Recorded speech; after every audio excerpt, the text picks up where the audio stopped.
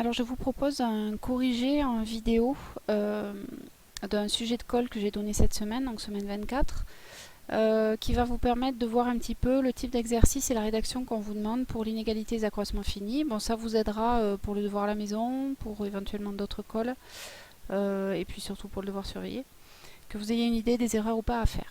Alors le sujet, je vous l'ai mis avec la vidéo sur les noms, enfin sur le, comment dire, sur le blog. Donc vous pouvez l'imprimer ou le regarder en même temps, ça, je vous laisse vous arranger. Alors, donc on prend la fonction f de x définie par 1/5 de 4 plus x carré sur R.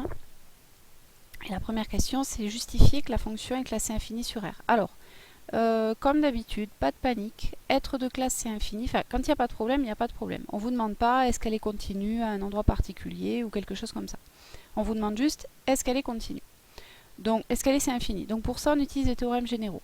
C'est-à-dire, on répond, c'est une fonction c'est infini, soit parce que c'est une somme de fonctions usuelles qui sont c'est infini, ou alors, on peut dire aussi, c'est pareil, plutôt qu'à la place de parce que c'est une somme de fonctions usuelles, on peut dire parce que c'est une fonction polynôme. Voilà, on peut le dire comme ça. J'écris trop gros là. Fonction polynôme. Voilà, on peut le dire aussi comme ça. Bon. L'un ou l'autre. C'est l'un ou l'autre. Peu importe. Alors ensuite, on vous dit résoudre f de x égale 1. Alors ça paraît bizarre cette question, mais en fait ça l'est pas. Parce que comme on veut utiliser l'inégalité des accroissements finis, je vous rappelle qu'à un moment donné, on a besoin d'un point fixe de f, c'est-à-dire une solution de f de x égale x. Donc on a deux possibilités dans les exercices. Soit on vous dit, à un moment donné, montrer que f de x égale x a une unique solution avec le théorème de la bijection. Ou alors on vous fait résoudre l'équation, quand on peut le faire. Et on essaie de voir s'il y a une solution ou pas. Bon, là c'est ce qu'on vous demande de faire. On nous demande de résoudre f de x égale 1 parce que c'est une équation polynomiale, c'est facile. Donc on la résout, on n'oublie pas les équivoix évidemment, ici, ils valent des points en devoir, et on arrive à x carré égale 1. Et attention, x carré égale 1, non ça ne donne pas x égale 1, ça donne x égale 1 ou x égale moins 1. Ne soyez pas borgne de l'œil gauche s'il vous plaît. Bon, donc on a résolu cette équation, pour l'instant on n'en fait rien, mais on a répondu à la question.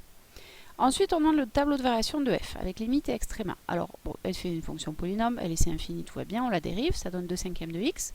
Son signe, il est très facile, c'est du signe de x. Donc, négatif sur moins l'infini 0, positif sur 0 plus infini. Et ensuite, ma fonction, elle est du coup décroissante sur moins l'infini 0 et croissante sur 0 plus l'infini. Bon. Le minima, c'est f de 0, d'ailleurs je ne l'ai pas écrit, donc il faut le calculer. Hein. F de 0, qui est 1/5 facteur de 4 plus 0 au carré, c'est-à-dire 4/5. On l'a mis ici, j'avais bien mis. Les limites, c'est une fonction polynôme, donc on a un théorème qui nous dit la limite en plus et en moins l'infini d'une fonction polynôme, c'est la limite de son terme de plus haut degré. Donc c'est la limite de 1/5 de x carré. Et en plus l'infini comme en moins l'infini, tout ça, ça fait plus l'infini. Donc je complétais mon tableau. Bien, j'ai répondu à ma question. Alors, on vous dit montrer que 0,1 est stable par f. Alors, avec ça, vous avez un peu de mal. Un intervalle stable par une fonction, vous re-regarderez bien la méthode sur l'inégalité des accroissements finis. Ça veut dire que pour tout x dans 0,1, il faut que son image f de x soit dans 0,1.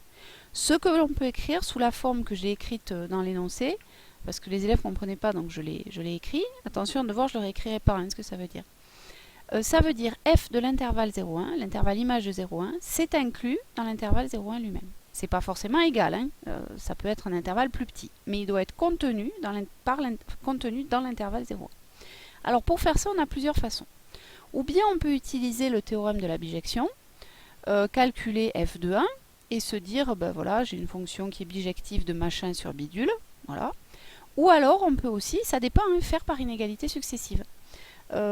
Les deux sont faisables. Bon, là j'ai choisi une égalité successive, mais encore une fois, j'aurais pu dire ma fonction en 1, je la calcule. Alors, j'ai même pas à la calculer parce que regardez la question 2, c'est là qu'il faut se souvenir de ce qu'on a fait avant.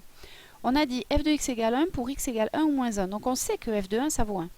Donc, on le sait ici. Pour 1, ici, j'ai 1. Donc, je peux utiliser ici compléter, dire d'après mon tableau, ma fonction elle est continue, strictement croissante sur 0,1.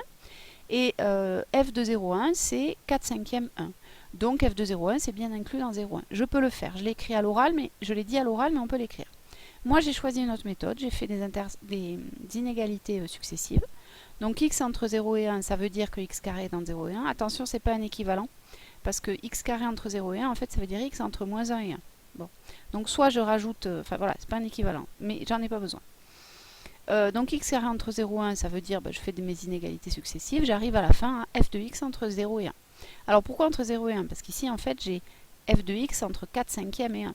Oui, mais 4 cinquièmes, on est d'accord, hein, c'est plus grand que 1. Bon. Donc si c'est plus grand que 1, c'est plus grand que 0, pardon. Donc f de x est bien entre 0 et 1. Donc f de 0 et 1 est inclus dans l'intervalle 0 et 1, et ça veut dire que 0 et 1 c'est par f. Attention, cette notion, il faut que vous la connaissiez, il faut vraiment que vous sachiez l'utiliser. Alors ça c'est le début pour l'inégalité des accroissements finis. Maintenant je remonte un peu ma feuille. Question 5. Montrer que la dérivée f' de x en valeur absolue est plus petite que 2 cinquièmes. Alors là le plus simple aussi c'est...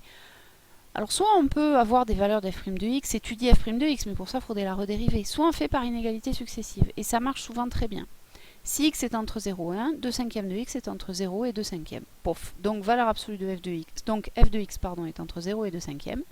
Et donc ça veut dire que sa valeur absolue, elle est plus petite que 2 cinquièmes. Voilà. On n'a pas besoin du moins 2 cinquièmes ici, puisqu'elle est positive. En valeur absolue, elle est plus petite que 2 cinquièmes. Donc là, ma question, c'est réglé. Alors, dans ma question 6, n'oubliez pas que pour l'IAF, il y a toujours 2 raisonnements par récurrence. Là, dans les exercices de colle, j'en ai demandé qu'un. Le prochain, je vous l'écrirai si vous voulez à la fin de la vidéo. Donc montrer que pour tout n appartenant à n, un appartient à 0,1. C'est là qu'on va se servir de l'hypothèse de stabilité de la question 4.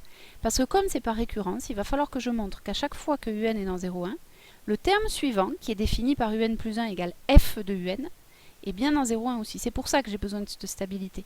C'est parce que j'applique à un la fonction f, qui doit rester dans 0,1, sinon c'est cuit. Donc j'ai repris ici les hypothèses sur ma suite, et j'écris mon hypothèse de récurrence. un appartient à 0,1, je regarde à l'initialisation, bon ben là c'est direct, c'est écrit. Pour l'hérédité, voilà, j'ai fait mon petit blabla, attention, vous avez la réduction qui va bien, apprenez-la, enfin ça va mieux là maintenant.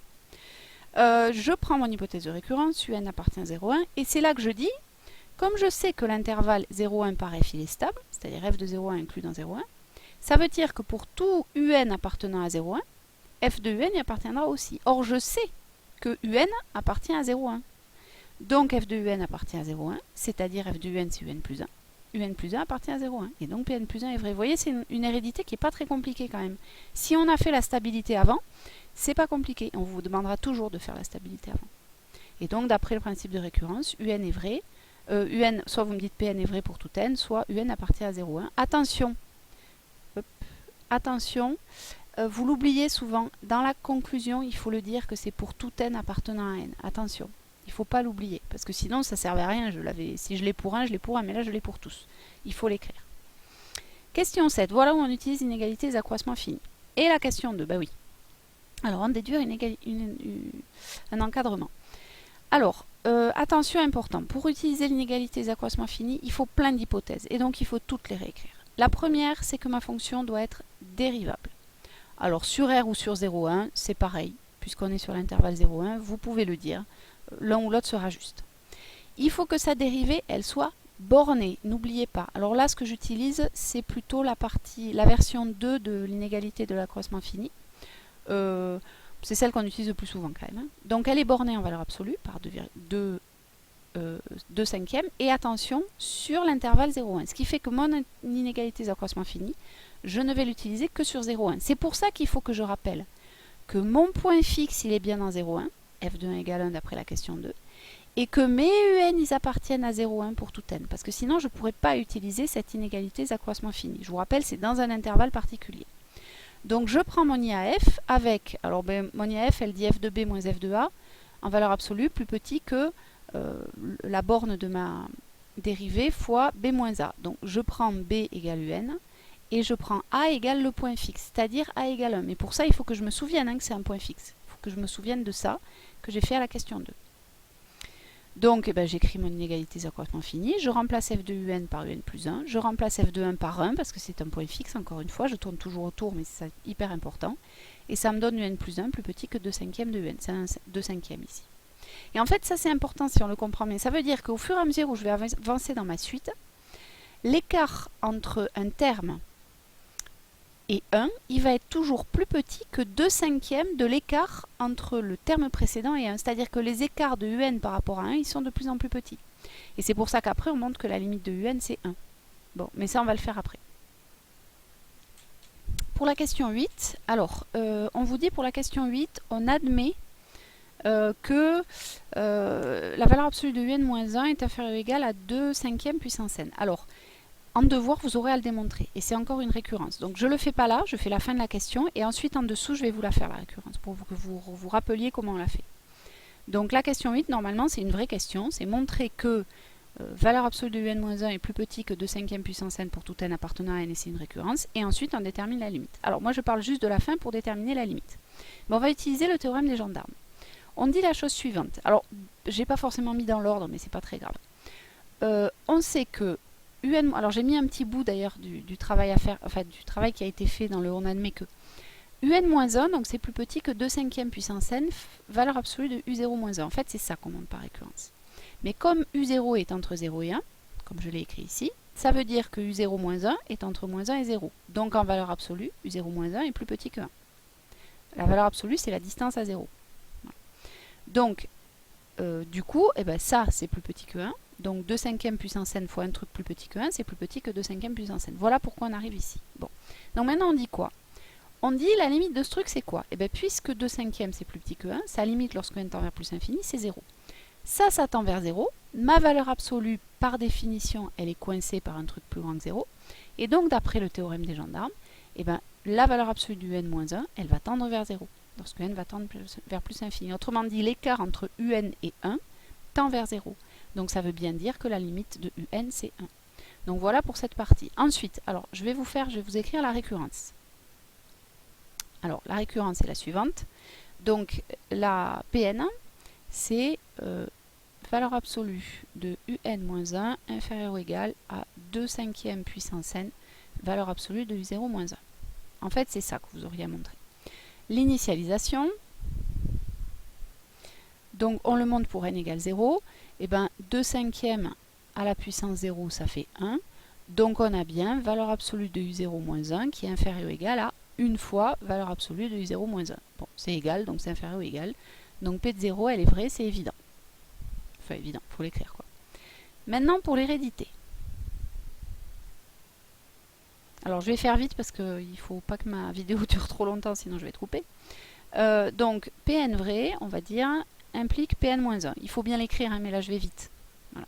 Donc on suppose Pn, c'est-à-dire on suppose que un-1 est inférieur ou égal à 2/5 puissance n, valeur absolue de u0-1. Or on sait aussi que valeur absolue de un plus 1 moins 1, c'est inférieur ou égal à 2/5 de valeur absolue de un-1. Ça, on l'a écrit avec l'IAF. Donc du coup, c'est équivalent à quoi ça? Eh ben, c'est là qu'on va utiliser notre hypothèse de récurrence. C'est plus petit que 2/5 fois un-1, mais qui lui est majoré par 2/5 puissance n fois valeur absolue de u0-1. Donc c'est là qu'on va l'utiliser. Voilà. Et ça, eh ben, ça nous fait du 2/5 puissance n plus 1 fois valeur absolue de u0-1. J'écris pas la fin, hein, blabla, ça veut dire que Pn est vrai. Et donc, d'après le raisonnement par récurrence, on a montré que Pn est vrai pour tout n appartenant à n. Donc voilà ce qu'il faudrait faire en mieux rédigé, mais en fait, pour la question 8, c'est ça qu'il faudrait faire. Donc voilà le corrigé, j'espère que ça vous aura aidé. Attention, vous devez vraiment savoir le faire.